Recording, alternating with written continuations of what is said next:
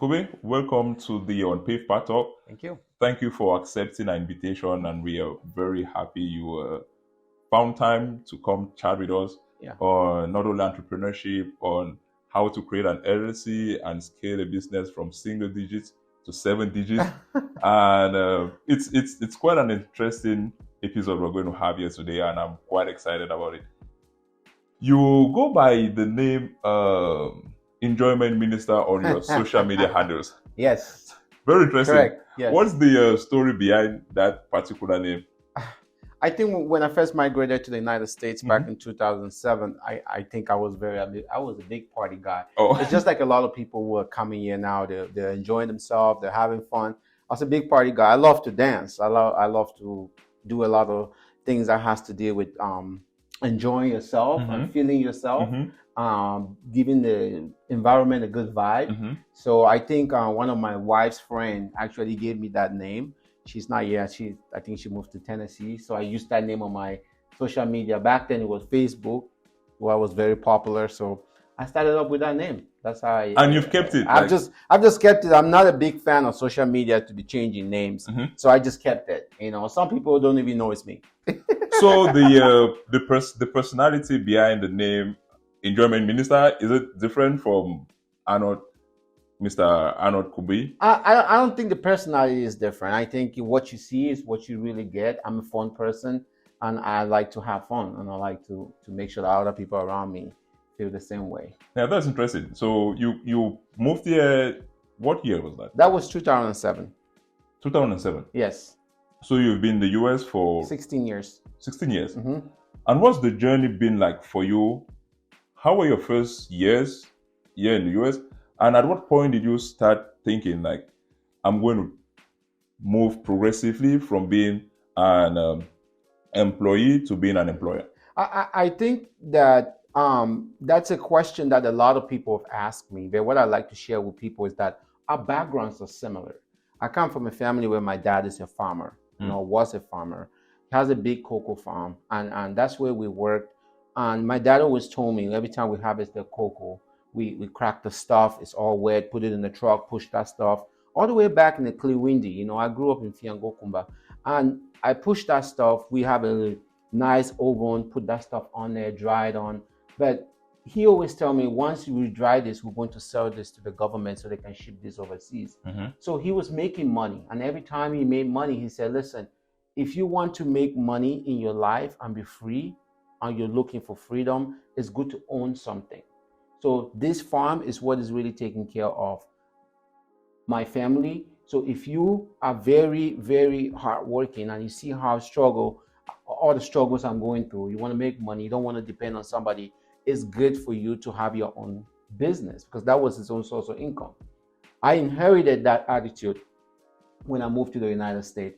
So when I came here, I was at home with my mom for 6 months, no job. I would get on a bus every day and ride the bus, and bus 16 on University Avenue, back and forth. Back in the day, there wasn't that much of a Facebook. There was you stop in, you fill out an application, you drop it off, you expect for people to call you. When my mom and my brother got up in the morning to go to work, I got up in the morning to get on the bus to stop at every single business to apply for a job. That's what I did. So in the course of doing that, I actually landed a dishwashing job. I started in this country as a dishwasher, making $8 an hour. Wow.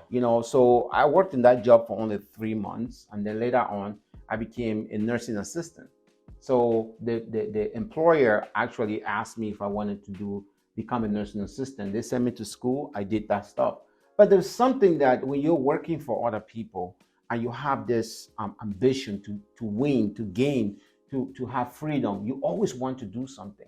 So I decided to start a cleaning business. That was the most easiest thing I could start. So I started a cleaning business at the time, and I was cleaning houses. For like $60, like a 2-bedroom apartment, I will clean for $60. An entire house will clean for $160. It was really cheap. But what we ended up doing is we ran a promotion on Amazon. Before doing the Amazon promotion, there's another platform that's called Living Social. So we ran another promotion on Living Social, and we sold 300 vouchers on Living Social. And we had no employees. It was just my wife and I, Emma and myself. So we'll get in the bus and go out and clean without cleaning supplies. Then I later on got a car, we'll go around and clean.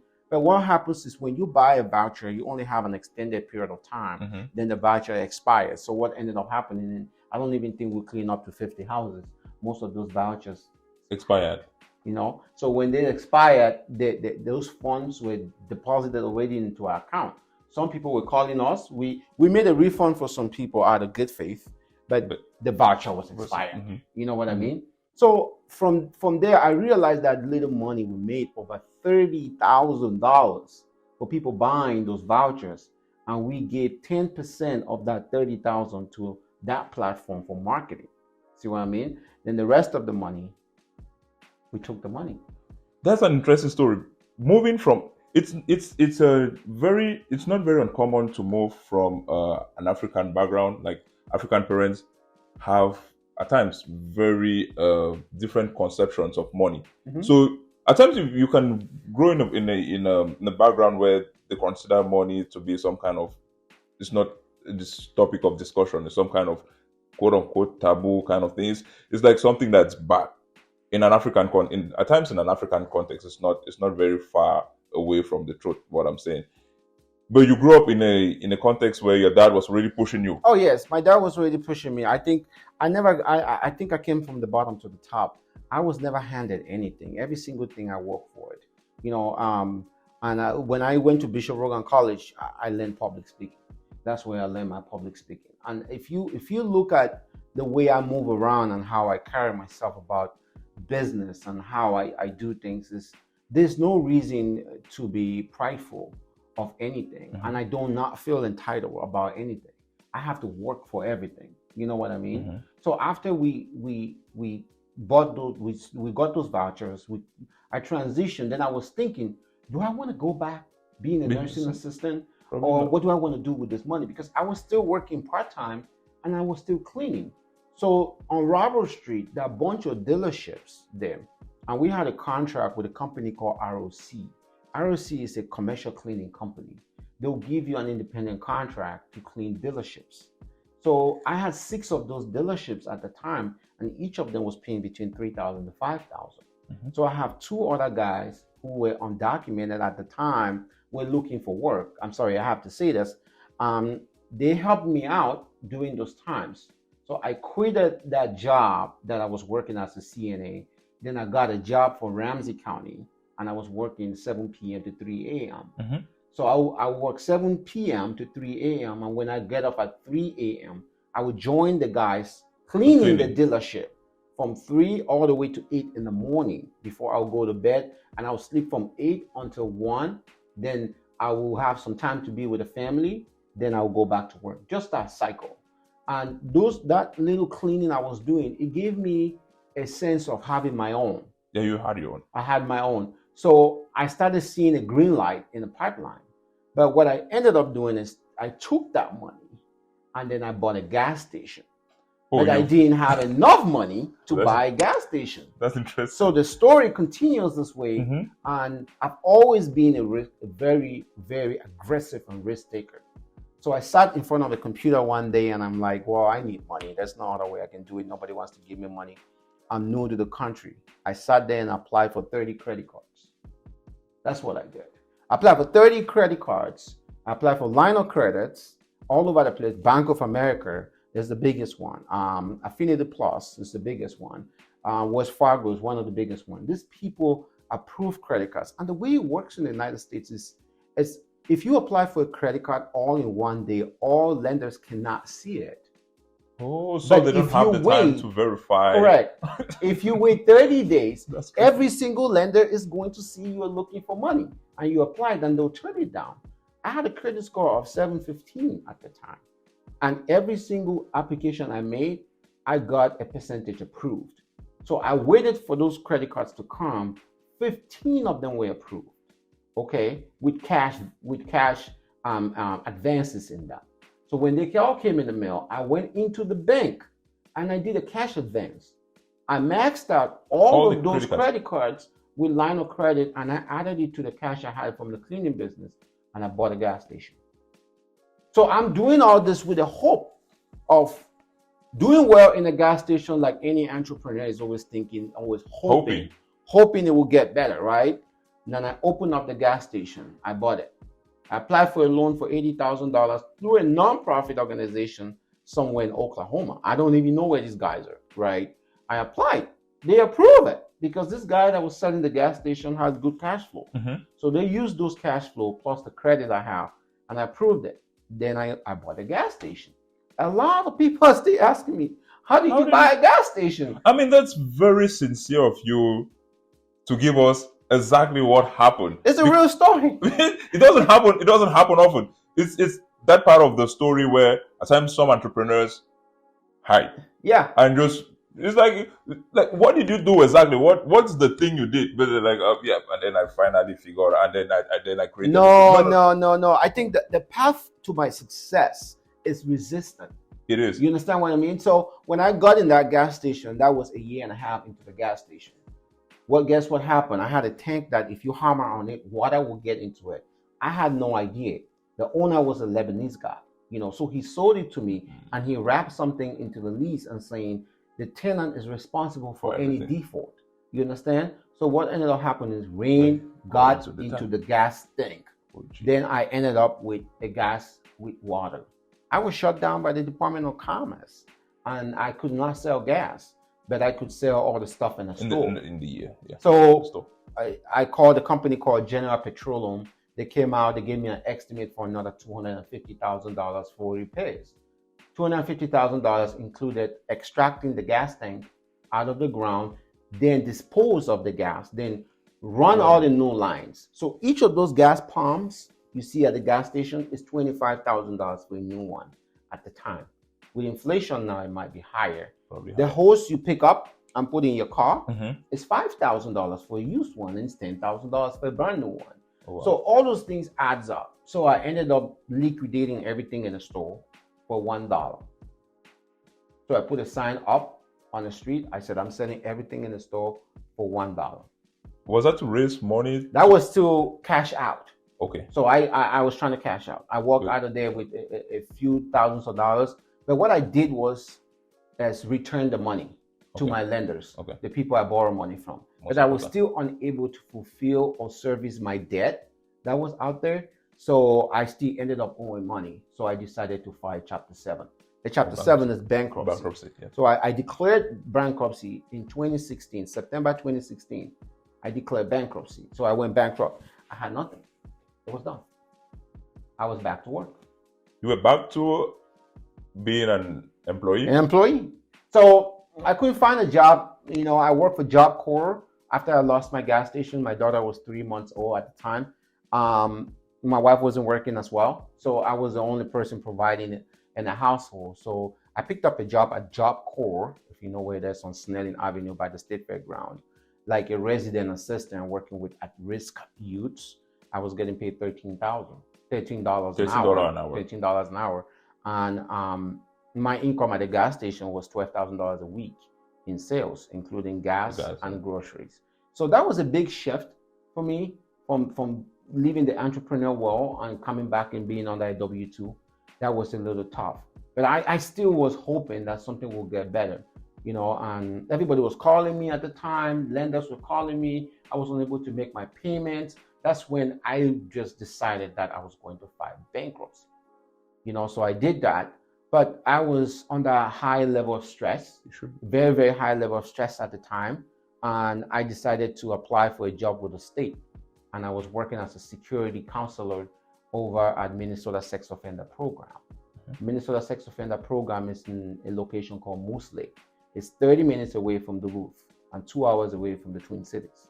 So I was commuting back and forth. 2 hours. 2 hours away to go out there.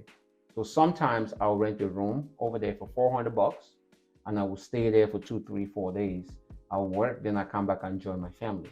And I moved from $13 an hour to $17 an hour. That was better, at the time. 2 hours of commute time. But 2 hours of commute time. Nobody will hire me. At the same time, I was in school. I was going to school and I was trying to get my master's in public administration.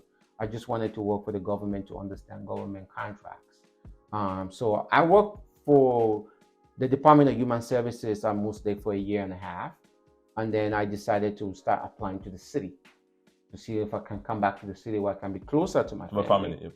So I applied to the city of Minneapolis contract compliance office, and I got hired as a contract compliance officer. And my job was to work with minority businesses. They're called MBE and WBE, minority-owned businesses and women-owned businesses. So when the city offers contract for $2 million, $3 million, $4 million, $5 million, they're expecting the general contractor to hire a minority-owned business for up to 8% of a women-owned business, and 10% of minority-owned business. So my job was to track those general contractors to make sure that they solicited bids from a minority-owned businesses. And that's how I use my business expertise again to dive really deep into the program and understood what it was. But while I was still there for a year, I was still thinking how to get out and own a business. You see what I mean? I was still thinking how to get out. Yeah. So I started looking on the state website, and I stumbled on the program, and I applied to the program. I think it took 2 months. I came back to my wife. I said, this is what I'm trying to do. She's like, well, you again on this thing. I'm not very sure if this is something you want to do. But one thing I like about her is she's just be like, I believe what you're going to do. I don't know what you're talking about. Just do it. You know what I mean? So I tried and put the paperwork in. And when I got into the business, I'm a person that if you show me one line or something, I read deep into the line and I make a research about it. That's what I did. I applied. The state approved it. I started removing people from nursing homes and placing them into group homes, assisted living, market rate apartments, and then understanding government programs like Section 8, Section 42, Section 811 programs. These are government programs for people who are low income. So I started understanding the need of low income people in the community and what the government is doing for them. And most of the time, people think that low income people are supposed to go to Catholic charity or go to a nonprofit.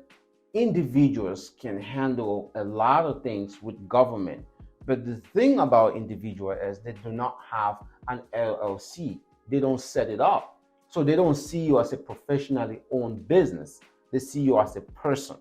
So once you're able to register your business, right, you can start soliciting contracts with the city, the county, the state, and the federal government. That's the quickest way to get rich in America that people don't understand. That's government contracting. You understand what I mean? Because once the government locks you into a contract, then you're locked in. If you're doing a good job, they forget about you. Because I know one thing about our small size government, city, county, state, is that sometimes they really do not measure the outcome of a particular program that they've invested money in. It could be grants, it could be another program to solve a problem. They just know if it's working, or they have a token minority in the program who is reporting back to them. So they know it's working. They know it's fine. So if you're sitting out there and you're looking at me, I'm saying this is because people are not informed about the ways to get around things. Who do you think takes care of your sewer system in your house? It's the city. But the city does not have the capacity to do that, to hire that many staff. Mind you, that most city, state, and county employees are union workers. And the state probably won't want to go for union workers. Thank you. Because they're expensive. Yep, exactly. You need to pay workers' comp. So what the state ends up doing is independent contracting. So they contract out and they push the liability onto an independent contractor. That's a company. That contractor takes the job, they hire their own employee on that market rate versus being in a union. Because unions are strong. Yeah, you see what I mean? So if you see you're driving and there's a sign on the road and some guys are working there, it says Ryan Construction. Ryan Construction got a contract with the city of Woodbury. Yeah. That's why they're taking care of your sewer system. So I don't want to get ahead of myself, but there's a lot of things that our people don't understand how the system is set up so they can be successful. So that's my path to the entrepreneurship. and then leading me on into government partnering, opening up my business, MetroCare Human Services, which we opened up May 16th. It's actually 6 years, 9 months since I started this business. So we open up our door, we're doing that relocation services, but I dive really deep into the program and trying to look for other avenues in the program, in government programming. How can we expand our services to other people? And I think we're doing pretty well with the expansion. This is very, very, very interesting, because most of the things I've heard from very successful people here, it's like, when you come in here, you do some nursing, do some IT, do maybe some lawyering, but rarely do I hear anyone talk about government contracting. Looks like that's a new path. I mean, that's the reason why we have the show, right? It's the unpaved path. There are like a lot of paths out there. We are trying to bring all these different perspectives here, broaden our horizons in a way to make you show that there's equally government contracting you can tap into and scale your business from single digits to 7 digits, 8 digits, 10 digits. Oh, that's it's very possible. There's a lot of money in America. Like, why would Jay-Z have 300 million by himself? Why would Kanye West be a billionaire by himself when there's somebody out in North Minneapolis, somebody in Woodbury, and somebody in Maplewood is unable to make up $40,000 a year, but the person is sleeping every day on skills? The message I'm passing across is that America is a country that does not put money in the bank. The only thing that's in the bank is paper. It's not money. Money is circulating. And the reason why money circulates is because people are buying things and people are paying their bills. That's how money circulates in America. If we're running out of money, the federal government prints money. So if people don't put money under their mattresses in America, people invest money that will make them more money, and they can continue to make more money. The message I'm passing is that if you have a skill, like my dad, who was a cocoa farmer, and had 9 kids, he raised all his kids in a farm. And a lot of people come here and they have work in places called chantier, if I'm saying it right. Chantier people, they carry cement, they carry blocks, they mix sand, they do all those things. It is right here in America as well. But the thing is, people want to wear suits and look good. Nothing wrong in wearing suits. But the issue is, people think that bankers' jobs are paying. Every time you sell your time from 9 to 5, you're going to be poor for the rest of your life, because money can't really buy time. Come to think of it. Because if you're sleeping and nobody's paying you, then that time is gone. If you're hurt at work and you can't work, what happens? There's no system that's really paying you. So if you're stuck at a 9 to 5 job and you are not thinking a strategy how to get out of it, you're going to die very poor, because nobody is paying you. If you hurt yourself, nobody is really paying you. All the 401ks, the simple IRAs, all those things are there to support you. But why do you need money when you're 65 years old and 70 years old? When you are young and vibrant, it's when you really need money. When you're older, you need money to pay people to take care of you. But if you have more money when you're young, you can save a lot of money to be able to retire. Today, to retire and have somebody take care of you in a good community place, you need to be paying $10,000, $15,000 a month for somebody to take care of you. So if you haven't saved up to $2 to $3 million, then you're gonna die poor. You have nothing to hand over to your kids. You see what I mean? So back to the fact that people need LLC is to protect their personal assets. Myself, I have 6 LLCs.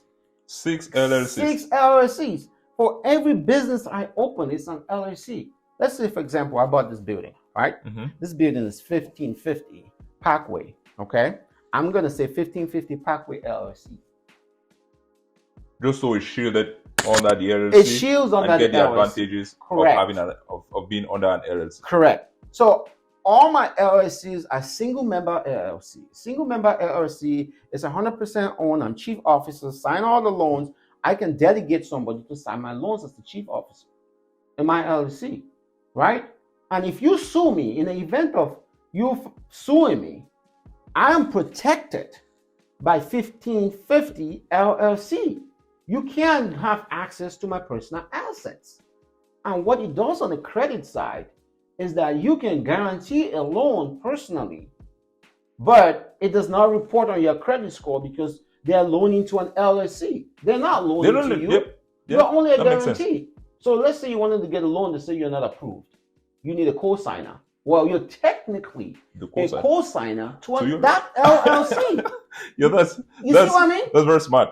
That's how it works. So you can go in and get 9 million, 10 million, 15 million. As long as you have a business that can support your cash flow, the bank will continue to cut you a check constantly. Their job is to make money circulate. That's what the federal government wants. Give money to people so they can run businesses. If you're not able to get a loan, it's because you don't have a good business plan. But once you have an LLC, you can use your LLC in multiple ways. Let me tell you why I got 6. Because every building I buy is under an LLC. Mm-hmm. If you go to the county records and there's one of my buildings sitting there and you try to pull the owner of that building, my name is not going to come up. It's going to show you like one of my LLC is Sky Development. It's going to show you Sky Development. If you want to do more digging, then you have to go to Secretary of State to see who registered that. But now I don't get to put my name on that stuff because I have an attorney. My attorney put it as their corporate office. So if you have anything against that LLC, you report that. Why? Because America is very dangerous. I have families. I don't want no one to hurt me. You know, sometimes people will dig to find all those information. But once you have an LLC, it's to help protect your personal asset and shield you away from issues. You understand what I mean? I understand. So I have this building, it's Sky Development. I have Metro Care. And Metro Care has nothing to do with Sky Development. Metro Care is a tenant in Sky Development. So Metro Care pays the bill to Sky. That money goes to Sky. I'm 100% owner. I'm 100% owner of Metro Care Human Services.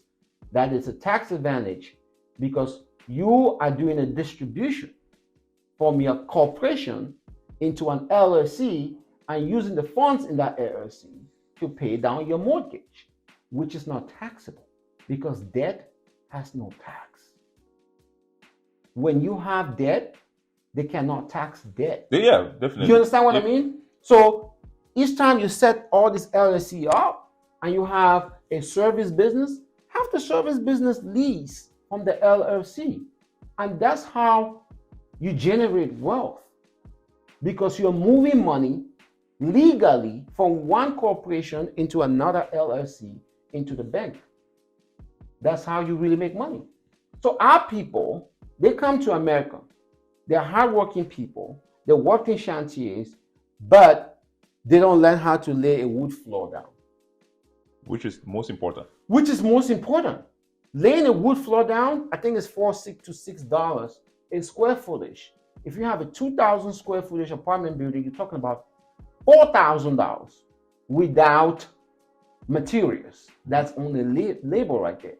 So if you do 6 of them in a month, what is 4 times 6? You've gotten over $12,000 to $15,000. That is to 16. That is the thing that our people are missing on. Second thing, people coming, they can learn how to paint. Painting is something that you can learn. If you're a struggling kid from Cameroon, you can learn how to paint. It's not that hard.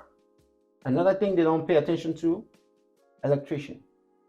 They say, oh, back home, that person is going to technical school, they're not smart. Hey, in America, an electrician is a gold mine. Gold mine. Electrician, plumber. Electrician, a plumber. These people, HVAC, heating and cooling. These people are hot cake in this country. So if you're an electrician, you can actually get a contract with a jail system because lights are always going off and their fence is completely wired. They need an electrical company to take care of that stuff. I'm relating to things that are day to day. I'm not trying to sell no clothes because everybody's selling clothes. You understand what I mean? I'm trying to deter people's attention to the things that they're not paying attention to. How many homes has a toilet? All homes. Thank you. Why don't you just learn how to put a toilet in? It's $150 to put one toilet. If you put 6 toilets in a week, how much money have you made? Sitting on the job for 9 to 5. Why can you, like, it's so stupid sometimes. I'm sorry, but it's stupid that people have skills, but they're worried about what the community will talk about them. Do you know that there are Cameroonians that know how to build a deck? But they won't. All you need is to buy the supplies, pull the permit. You can have the homeowner pull the permit, and you can build a deck. My deck cost me $14,000 out of materials, before materials. So what I'm leading this conversation to is that you set up an LLC, you focus on your skills, and then you use those skills to look for government contracts to scale out millions of dollars. But people are not talking about this. They're talking about nursing. They're talking about IT. Hey, please don't get me wrong. For the record, put this on the record for me. It is very important to go to school and be successful in what you need to do. But it's also important to focus on the skill set. If you're an IT guy, and there are a bunch of IT guys in this town, what I suggest you do is become an IT tech company versus providing IT services. Because IT services are designated to a skill set. For example, 3M, they probably want to hire you for networking. What makes you think that IT, the father of IT comes from India? Because when Bill Gates did not even discover this whole computer system, Bill Gates understood the different scope of softwares and put those things together. But because of taxes, they decided to establish the computer systems in India so they can hire cheap labor. You understand what I mean? As a result of America voting Trump, Trump stopped a lot of people migrating from other countries to become IT. That's why IT industry in the States has boosted up. That a lot of people, Africans and other people, can do a crash course and become IT tech. Please don't get me wrong. Don't get me wrong. It's an important field. It's needed. But if you're going to do any consulting, work with small businesses. For example, group homes. They need IT. They need IT. When we talk about IT, we're talking about setting up a printer, setting up a laptop, downloading the software, knowing where all the stuff are being kept in the sky. Make suggestions as to what software should that small business use. Because some of these businesses are owned by older people.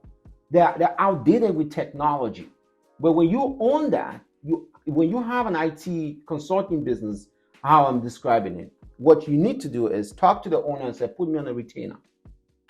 A retainer is being on 24 hours as needed. So once you're on a retainer for $400 with Arnold, you're on a retainer for $400 with John, and you have 6 of us, $400 times 6, you got the business going. Now you're why are you in a group home? Leave the group home, transition. But the issue with people is delayed gratification. That just simply means people are so scared to leave their daytime job to transition into the unknown. Which is the question I wanted to ask you here. Do you at one point feel that this is the moment I can no longer do the 9 to 5? I feel it's like I'm sleeping at night and I can't rest well. Is there a feeling you get that's telling you I want to do the other thing, I want to get money the real way, I want to scale, I want to make 7 figures, 8 figures, 9 figures? What's that feeling like? The feeling is freedom. The feeling is freedom. The feeling is is the feel you have come summertime, people are having a barbecue and you're rushing to work. The feeling is that your daughter doesn't see you for up to 7 days a week. The feeling is you can't stay at home for days and not work and still be comfortable. The feeling is a comfortable environment requires financial freedom. So if you think about financial freedom, you think about a platform. And the platform is not a paycheck. The platform is a system. The system is you. You set it up and you let it work for you. For example, I'm a plumber. You went to school, probably become a plumber. You are over there, you have the skill, you have the license. Do you know how many drains get clogged in America? Probably a lot of them. Group homes, people flush all kinds of things in there. People have all kinds of stuff. Just open up a drain company that all your job is to drain. Once you do that, you hire plumbers who are not interested in being entrepreneurs, but want a paycheck. You give them a W-9 to fill out so that every year you give them a 1099. Now you market yourself as a drain cleanup person, unclogging people's drains. When people call into your service, you text your plumbers. They head out there. It's $150 for the call outside of what the issue is. They get in there, they fix the issue, and then you have a contract with them. You give them 10% of whatever they did. You keep the rest. That's how you scale. That's how you scale. Because you can sit at that barbecue, that phone call come in, and you text that plumber. He goes out, and you're still there. That's what I'm saying. Like you're eating chicken, but you're making money. But you're making money. You see what I mean? So 10 plumbers will solve the problem. That's just an example. If you're a general contractor, that's when it gets really exciting, where you have a painter, you have a floor guy, you have an electrician, and you have a plumber, right? All these people, you give them bids when you have a job, but you have to be a licensed GC, right? You give them bids, everybody gives you their bids. There's a project here going. You're a coordinator with your general contractor. You let them come in, do their job. You call city inspector. They come in, they walk through, they inspect the work. You don't have to be there. You can do all this stuff while laying in the beach in Florida. How risky is it? The risk is very low. The biggest risk is that you can hire a person who does not know how to do the job well. But if you hire licensed people, they will take care of their license. That's when it's important, because an HVAC guy is not going to come vent the HVAC on a patio window. He's not going to do that because that's not what he was taught to do in school, right? Sure. He is going to do the right thing to make sure that his license is intact. So he will call an inspector from the city to inspect the work that he did. So if you got $15,000 for HVAC and the guy quoted you $9,000, how much have you made? You see how it works? You give them $9,000, you take the rest. The plumbing guy, you took the job for $20,000, they quoted you $10,000, you took $10,000. The other guy put in the floor, the total flooring for the building is $10,000, and they quoted you $6,000. So you got $6,000, you got $9,000, you got $7,000. For coordinating, show me a coordinator job that's gonna pay you $30,000 for each project. Okay. now you're just like unraveling all this stuff, and I'm like how we missing this out? Like, well, people are missing it because they're not talking to the right person. Since I think since I started running my businesses, I've been very open. I think there are videos out there for me probably saying certain things, some of this stuff already, and people are reaching out to me. I am encouraging people, if you have a skill set and you're a person that you love maybe lifting, maybe construction might be something that you want to look into. You know, this is sheet work. Sheet work is what we call in Cameroon calabout. You know, knock that stuff. People pick up bags of cement. How about sheet working? This is nothing. Pick it up. They don't have a hammer. They have a gun. They put it, they zero the thing in, and it's in. So it's not that difficult to get in a field where you already started back home.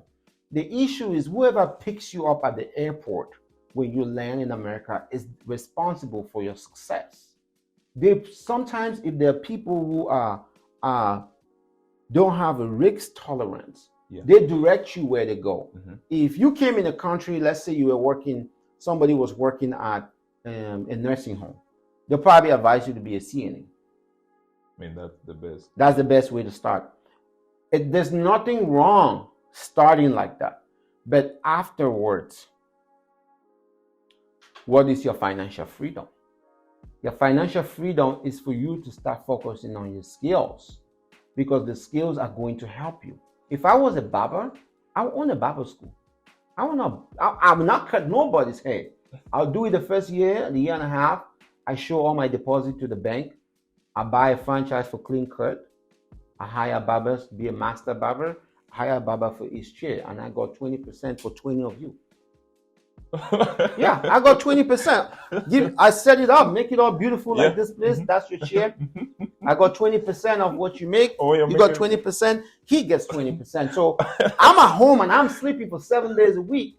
20, 20, 20, 20, 20. And then I make $15,000. Cool. We're good. How much are you worth? I think a lot of people ask me that question.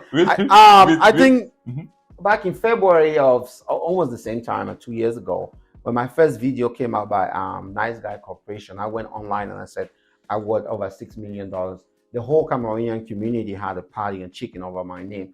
I don't give a damn what anybody thinks. I worth a lot of money. I worth a lot of millions of dollars. First thing I'll tell you is I have 9 apartment buildings as we see here to speak today. And those apartment buildings have 83 beds in them. 83 beds means 83 units. That's what it is. And I'm in the business of disability. The business of disability is I house people 18 to 55.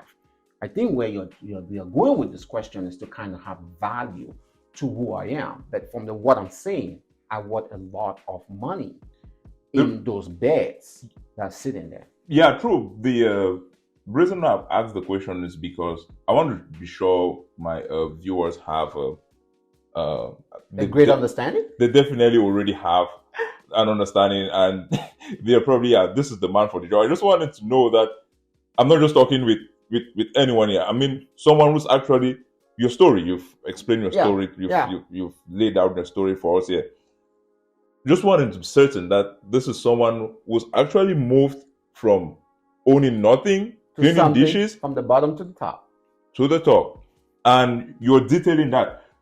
The last episode we had here, which I'll tell my viewers to check the link below and watch the last episode we had with Bruno Njowir. One thing he mentioned is he's been admiring you from a distance. It's funny. That's what he said.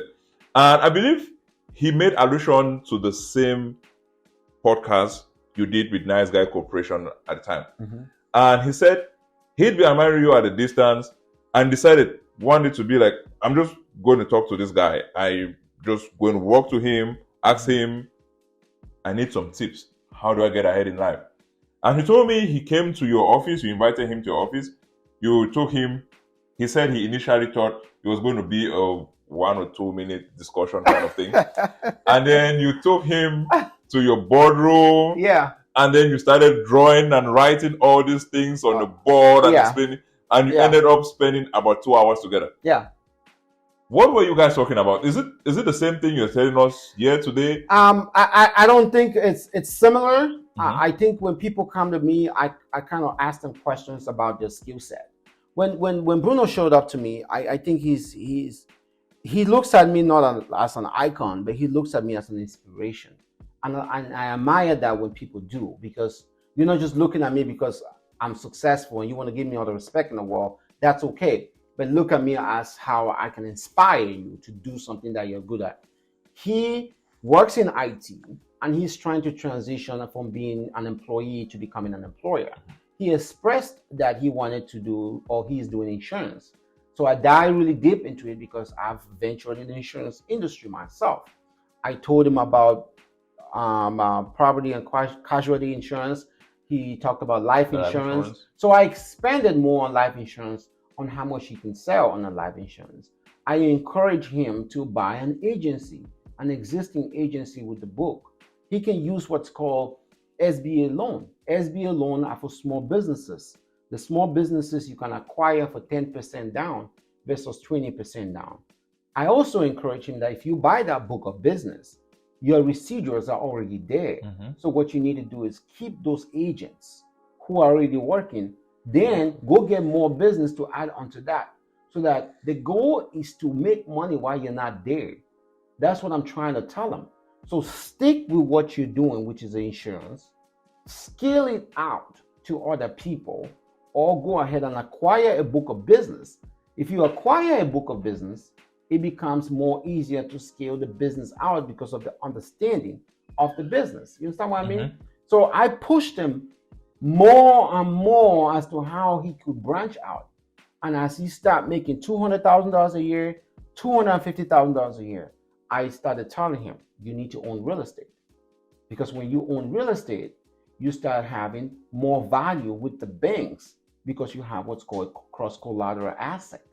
You can use those assets to open up another insurance company if you wanted to. Or you can use those assets, which is your equity, to buy another apartment building. So I touched on the things that he was interested in versus telling him a lot of other things. When people come, like we're doing this recording, I touch on many different things because I don't know who the viewers are. I don't know what they're expecting. I don't know what their struggles are.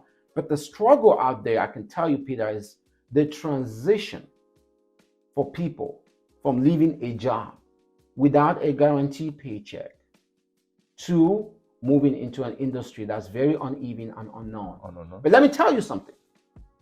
If somebody come up to me today and said, I'm going to hire you to work 9 to 5, I'm going to be very pissed.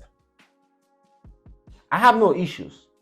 I'll be pissed because I have the potentials of being an entrepreneur.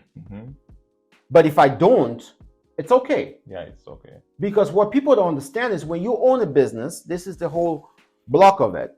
The first person you pay is taxes. The second person you pay when you own a business is employees. The third person you pay is insurance. The fourth person you pay is yourself. So by the time you pay the IRS, you pay the employees, what do you pay yourself? So if you're sitting out there and you're watching this and you think you want to own a business, you have to be ready for the federal pressure that a business comes with. It's not just the good side. Yeah. There are other strong sides to it. If you're not a very strong person in running a business, don't try to do everything yourself. That's what kills a lot of people from our continent. They try to be the HR, the finance guy, the lawyer guy, and as well being a tax preparer. It doesn't work that way, guys. That's where jurors are excelling. Yeah, that's why they're excelling. Yeah, you do one thing and you're good at it. You do one thing and you're good at it. Now, in our community, there are good lawyers. In our community, there are good tax preparers. Why don't we just form a club? 666 Club. 66 Club. I'm just coming up with names. 66 LLC. And all of us are successful in what we do in our field of work. You come in, you're a finance guy, and you can offer finance every morning on Thursday, and we have a breakfast location. We come in and somebody stands up and talk about updates about finance on the news or about the federal government. Somebody stands up and talk about taxes, about what's coming up and what are the tax code which are changing. I know a lot of people want to talk about write-off, tax write-off. You know what? I'm one of the guys that I can make money from anything. I mean, from anything. What you've been talking the whole time, possible. So I want people to be around me who have expertise in other things. I can tap from them and they can tap from me. That's how we get successful. We don't get successful by being the only name being called at the party. It's not fair. I'm a fair player when it comes in the field of business because you can't do everything by yourself. You have to use your own people. If there's a contribution in our community, everybody's not looking at you like you're going to give $500. But if I've mentored 10 to 15 young guys, all of them will give $100 each. If their families are successful, I'm very successful because I can rely on them when I need them. That's the mentality that we should have if we want to be successful. We have to distribute different disciplines to different people who have the expertise to grow. And the only way we do that, we need to start a 66 Club by coming all together. There are more people in town now versus Than the time we when you came. It was just few of us. So people now, they're smart. They're very smart people. All they're missing is that push to be successful. That's what they're really missing. For all honesty, that's what people are missing, is the fact that they need somebody who can push them. You know, I think some people watch a few of my videos and say, "Oh, that guy's arrogant." No. I'm not arrogant. I'm direct. And to be successful, you need to be very direct, and people need to know your expectations half of the time. If you were to come to the US today, what would you do differently? I would dive really deep and be a weatherer. I'll be weathering stuff. You know, Oh, that people wear the really? glasses on their eye and then they put two irons together. It's like each time I ask you a question and then I like pre-configure the answer you're going to give me, and then you just give me some other answer. Like you just give me. That's what I would do. That's what I would do. I will go right to a community college. I will go to Dunwoody, where I can learn a trade. I could go to MTTC, where I can learn a trade. Trade pays more than a degree. I told my son when he came last December, I said, I don't need you to have a degree. I need you to go to a trade school. Because trade is what pays. They never go out of business. It's recession proven. Because no matter how hard it is, people need something to be fixed at their homes. That's what it is. And you know, for you to be rich in this country, you need to use what's called Walmart strategy. What's that? Everything in Walmart ranges from $2, from $1.99 to $6.99. Majority, 80% of their goods, right? How many people go to Walmart? A lot of people. How many people use food stamps at Walmart? A lot of people. So in order to be rich, it's not to tap from the rich, it's to tap from the people who have the bare minimum. It's wrong to say that, but it's right because Walmart has figured it out that 99 cents, everybody can afford it. So you want to sell something that everybody needs. Have you thought about selling a plastic bag? You know how many people need a plastic bag? Everybody. So all those people back home, buy a rapun. Those people want money. If I was in Cameroon, the first thing I would do not try to remove the car from the poor. I would sell cold water on the side of the road. I would sell bottles of water because each bottle of water, a lot of people are thirsty. They want to drink. If I was in Cameroon, if I wanted to sell, I would sell new babe. I wouldn't sell ready-made. Because when we were growing up, all our parents went to pick things from the table, right? They didn't go into the ready-made store. Why? Because you're trying to sell volume. Every day you go to the market, you can come up with 2,000 francs. The guy that has a ready-made store, he probably sells twice in a whole month. So if you're a struggling kid, you have to start thinking about what people need versus what people are prideful about. You understand what I mean? So in this country and in this business that I'm in, I used to provide assisted living group homes. They were paying $300,000 to $500,000 a day for each client. But guess what? I had to pay a nurse. I had to pay employees. I had to pay overtime. But what I ended up doing is I used to have 9 homes. I sold all the 9 homes. I exchanged them into apartment buildings. I put everybody into an apartment where they can receive services in their own apartment. When people live in a group setting, they want to move out. There's too many problems. He drank my juice, he drank my milk, and all that stuff. Nobody has that problem in an apartment. So when you put people in an apartment, I scaled it out. I used to have 28 beds. Today I have 84. 84 beds in the entire company. So I use the Walmart approach for everything being 99 cents and scale out to house a lot of people. So in order to be rich and make money, you need to solve a problem. The problem I'm solving is housing. That's the problem. You've mentioned your wife in our discussion here in how supportive she was when you had the first major issue you had with your gas station, with the water leaking into the pipe and all that stuff. As an entrepreneur, how important it's the partner you are with in your journey. I would tell anybody. I know some people will get pissed off at this. I'm not a feminist, but I'm very, very, very, very serious, and I'm very, very careful about what I say on the media here. If you have the wrong woman in your life, you're done. To be honest, my success never stemmed up from my risk taking. My success stemmed up from the fact that I would take a risk and there's somebody to back me up. Even without understanding. Even without understanding. There are people, there are couples in this town that we know don't have a joint bank account. Stupid.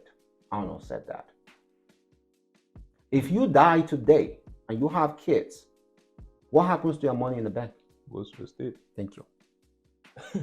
If you have a house that you bought and your spouse doesn't know, boom, you got hit by a car.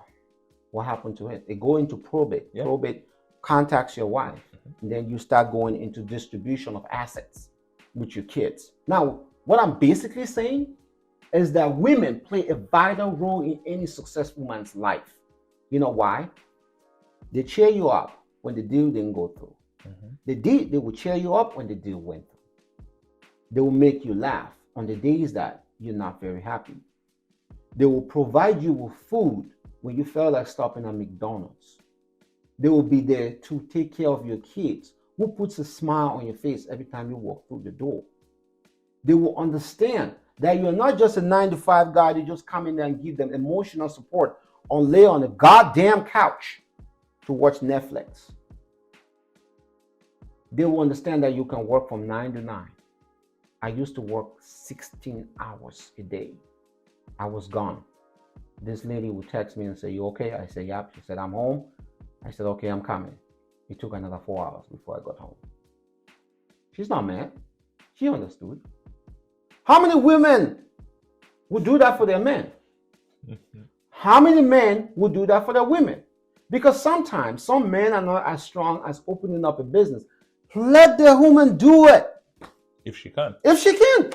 If she's mixing some lotion and it start becoming hair oil, let her mix that stuff and sell it. Leave her alone so she can do it. Because you don't know that this might be something that will support your family. If she wants to go with her friends, leave her alone. Let her go. You know what? Men need time on their own. And when you have that time, when that person comes back, it rejuvenates your moments. It helps you.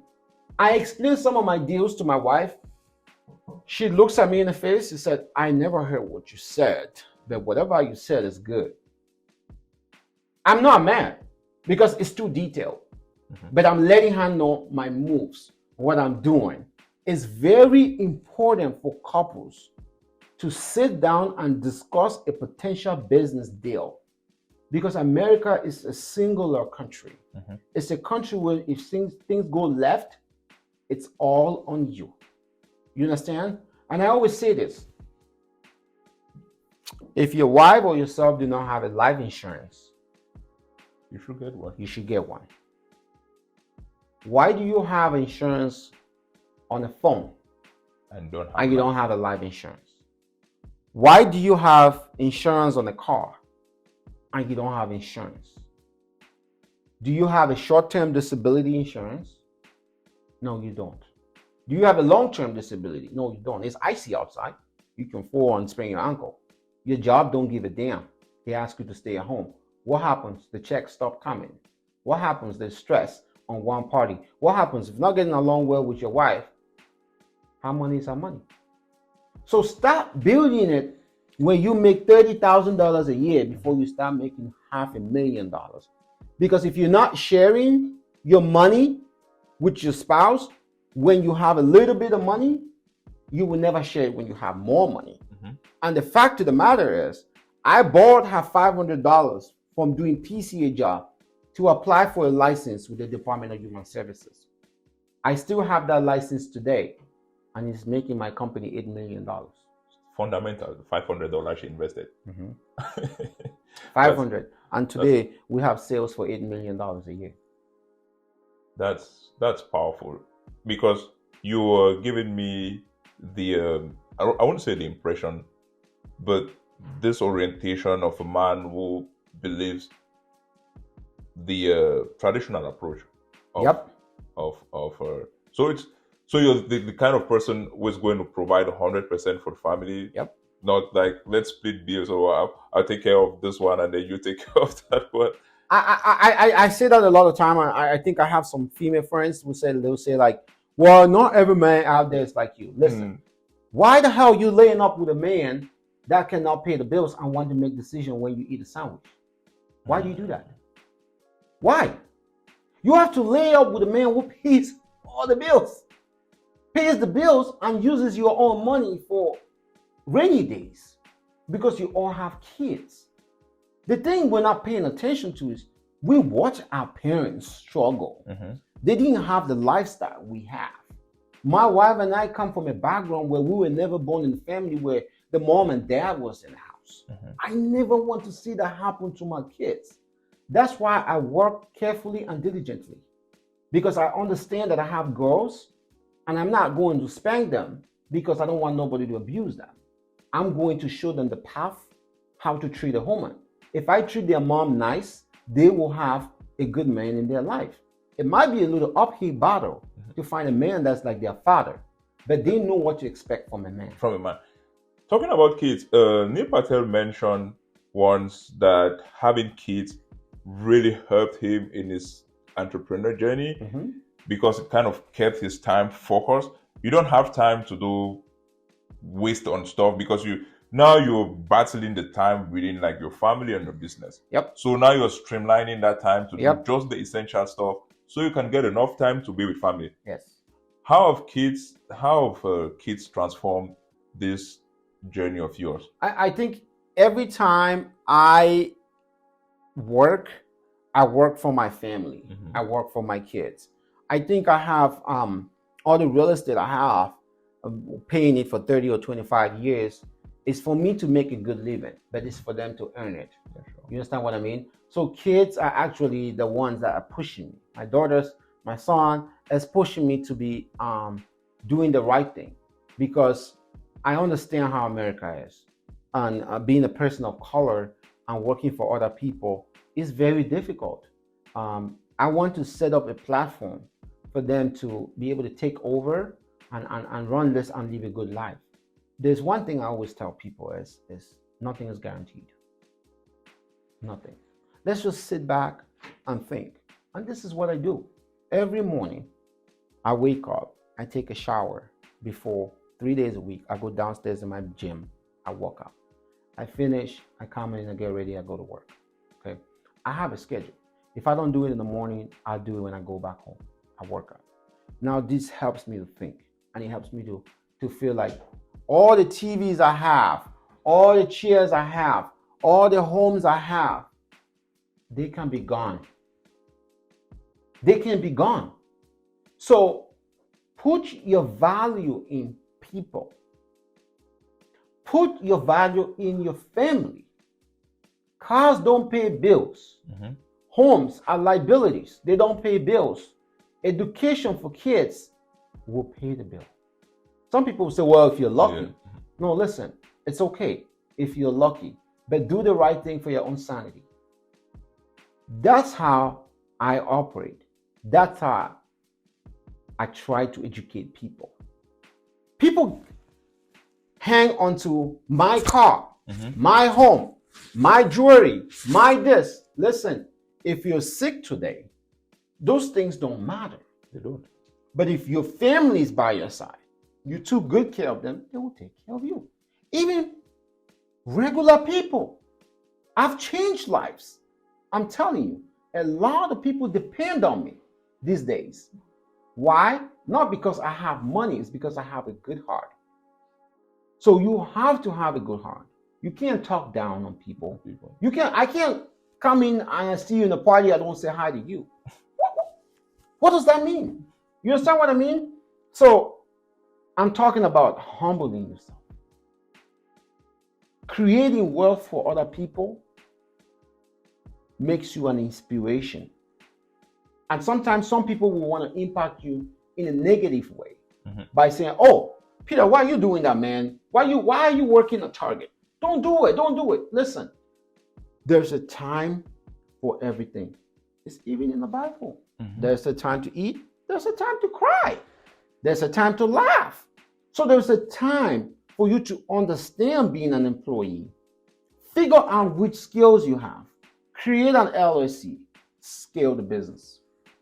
I mean, Easy. that's the take-home message we're going to get from today's episode. You have an event coming up in March. Yes. I believe so. Yes. What's I think that's what we're going to take to exit this podcast with. What's the highlight of that event? I think the highlight is to motivate people and to let people know that it's important to have an LLC. It's also I will table some of this conversation I've had with you, the different avenues in life. I want to stress on government contracting. I want to stress on opening up an LLC. I want to stress on people following their skills. I want to stress on people stop wasting your time in the field that you're not supposed to be in. I want to stress on people to understand that you can make money in any way. You can start a landscaping business. There's not a lot of people doing landscaping. You can start a snow plowing business. There's not a lot of people plowing snow. I'm talking about very little things that you can hustle over time, make a little bit more money, and buy a 1998 pickup truck and put a plower in front of it and scale that pickup truck to millions of dollars by applying 15 parking lots in the winter. Money is probably in your pocket as I talk because it's going. I'm explaining it. You see where the gaps are. Those are some of the things I want to stress on. And the reason is a lot of young people have come in. People between the ages of 18 to 40, they flooded the state. It's a good thing. But guess what? They're not focusing on their strength. They're not. Everybody wants to get in the field that everybody's getting into. Mm-hmm. Everybody wants to open up a staffing company. Mm-hmm. But, my friend, you need a lot of money to do that. Why don't you just start working for yourself? Then understand how it is to work for yourself. Then scale it out to other things. Thank you, Arnold, for making our time to talk with us here. Thank you. It was an amazing discussion that we've had, and really wish you a lot of luck and good things for all your business ventures, and hope you accept the invitation next time. Maybe when you hit the next $1 billion, we should you should keep us open. And to our viewers, thank you for taking out the time to check us out. Don't forget to subscribe to our channel, like and comment, and give us your impressions on this podcast. Thank you, and see you on the next one.